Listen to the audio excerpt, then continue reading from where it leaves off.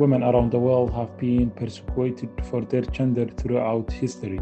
Gender-based violence is rooted in unequal power relations based on gender norms. GBV is not only one of the most widespread human rights violations, but also one of the human rights violations most undermined by states.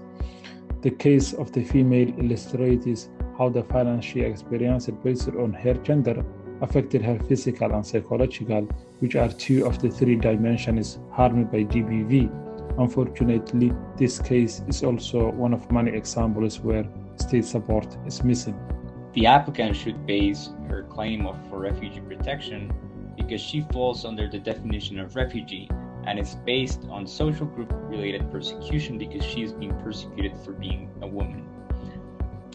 Sex can be considered as a part of or characteristic of a social group because it is innate, unchangeable, and it is fundamental to identity.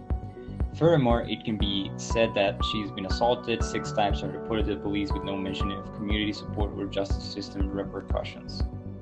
The decision is to accept the applicant's claim for refugee protection because she counts as a convention refugee. The case displays an institutional and societal countenance for domestic abuse, given the criminal justice system's neglect and wider community's inaction. These are reasonable grounds for the applicant's fear of explicitly life-threatening gender-based persecution despite internal displacement. Upon intersectional consideration of her vulnerability in state-sanctioned GBV, we should protect her from further re-traumatization. Domestic abuse should not be sheltered within state borders, and by accepting her claim, we are adhering to gender guidelines and echoing broader humanitarian interests. We think that the types of evidence that can be considered are verbal aggressions, murder attempts, and local police reports that were completely ignored by local authorities.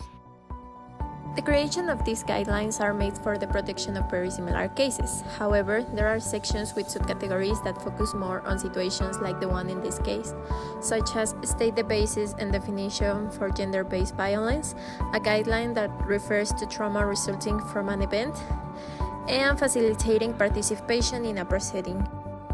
The future implications granting refugee status to this claimant is that Canada will recognize that women experience many types of gender-based violence across the world that put them in dangerous situations and force them to flee their home.